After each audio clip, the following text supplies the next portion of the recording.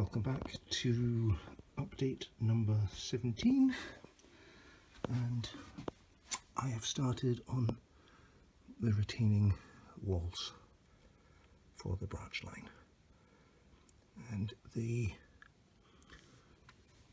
not sure these technical names for these, abutments, supports.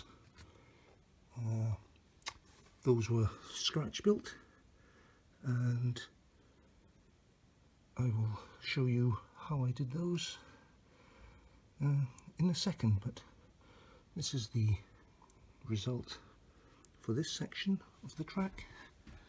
From here round to approximately here, it will be land, earth, grass that will come up to the track level, and on this side it will be the same, earth and grass, maybe level and then drop down.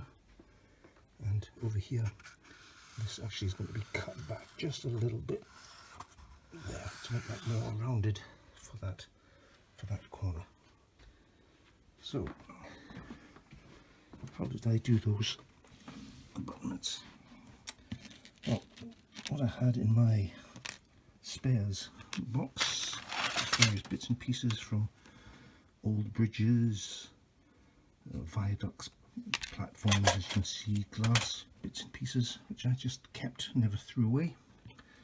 I had all these tiny little sections that would normally go on, if I can do this one-handed, would go here. But what I did was, I can use this little offcut. I took 3 of them, as you can see from the cross section. I just glued them together to make this little round section, and then just paint them and weather them, and use these little plinths or caps, whatever they are. I just cut these in half to fit the size and painted them, and there you have your own sort of semi-scratch built abutments. What I am planning, here I'm making, if I can get that to focus, larger ones. I am going to use these. I go onto the main line and place that there just as a reference. I'm going to use something like that, slightly larger, because the wall there is larger and therefore would need more support. So I'll make some like that just to support this wall, and maybe this wall, but this would have to move back just a little bit to make room for it. But I'll see once I get my retaining wall bought, which I've ordered, so I'm just waiting for them to actually arrive, and then I can see how far back they need to go and how many of these will look decent on the layout. I don't want to overdo it. I mean, the height, that's already taller than what I propose for the wall, so I can cut that one down to size. And what I'm also doing in the middle of putting together, same technique for the small one, except I'm making it shaped.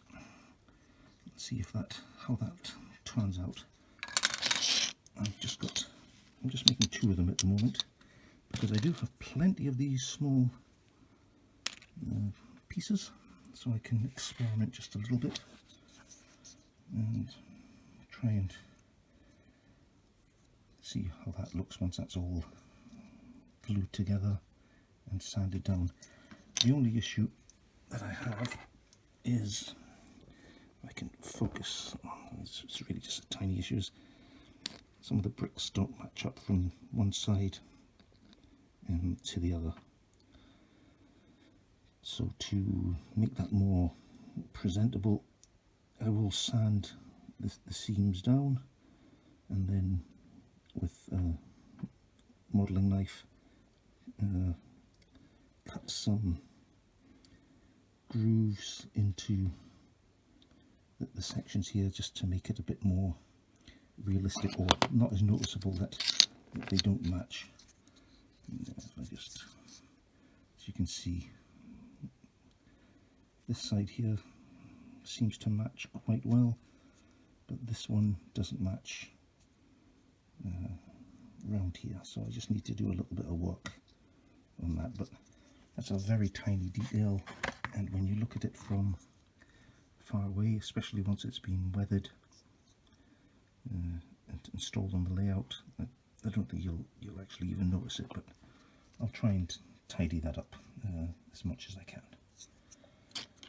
Okay, that's all for this little section. Let me carry on doing some work here, and I'll keep you updated on how I get on. Right, here's some more of my little abutments that I've made up. These ones here, I've already given them the first coat of paint. These ones here as well. I decided to make up some more, and I've got these much smaller ones here. So that's glued yesterday and dried, and just focusing on it. I've just got to sand the edges, make them a little bit more presentable, and some of them are not exactly square. It's really difficult to get them to dry, but once they're painted and placed against the actual brick wall, you don't really notice that they're not quite square. So I will now carry on and working on these. These ones here, the next step will be to pick out individual bricks and paint them a different colour, some lighter, some darker, and as you've seen before, once you do that it looks very strange, but once you give it a wash and apply some dry brushing and some weathering powders, it tones that all the way down and makes it look quite realistic. So that's what I will do next. It's basically the same procedure that I used on my brick wall, and as you can see, I can just point them out. There's some here that are darker, some here you can barely see it, lighter, darker, darker, and lighter. So it's quite a subtle effect, but when you look at it at different angles, you can see the different tones, and it just makes it look much, in my eyes anyway, much more realistic, instead of being a uniform colour all the way across, which if you ever look at any sort of brick walls in real life is never the case. So, and then with some streaking as well, you can see, especially when you look there, you've got brighter areas, darker areas. It just gives it that more natural look, weathered look.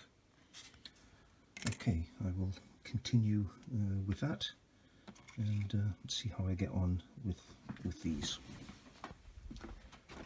What I've also been working on is my hut, shack, whatever you want to call it, for the crossing. So I've given it its first paint, put the windows and doors in, etc. Still a little chimney to be glued into place, and then start on the groundwork and the little wooden fences here, and then the barriers, and this middle piece I'll need to weather up. That's going to be quite black and dark with the trains running over it all the time. So and you probably won't even notice the wood grain effect that's on there. Just move the camera a bit, you might see it there. So that's just a few of the other things I need to carry on with. And just again what I showed before, this wall here. One thing I wanted to say, the wall running along here is not even. See it, it does bulge out a little bit, so it's not perfect, and again that's intentional. I just want it to be just a nice smooth sweeping curve, just to give it a little bit of variety. And I think once you get the landscape right up to the bottom, which will be here, and then sweeping down around here and then up, I think that will blend in very nicely with the landscape. Okay then, that's all for now. I'll keep on working and keep on watching. Hello, and here is the final abutments after the weathering is completed, and as you can see, it is all toned down. The starkness of the colours before is no longer there. It's much more subtle. I'm just doing it from this angle. You can see, if you look closely, the various different coloured bricks that I painted, and it sort of blends in quite nicely. And here's just in situ. I'm thinking of putting these here with the retaining wall. I think it looks quite smart. And on the other side, the bigger ones will hold that retaining wall back. To put them in here, I'm going to have to move this back a bit. I'm probably going to have to trim this back because there needs to be some room there. If you look at it from there, it's very close to the track. So, but I need to wait for my walls, retaining walls, to come. I've ordered them, and they should be with me very soon. And then I can get on and do this whole section here, and then from there all the way there. This one here, and one on this side. I'm still not sure how far along I'm going to go with that, but I'll do all these other bits first, and then we'll see how that looks.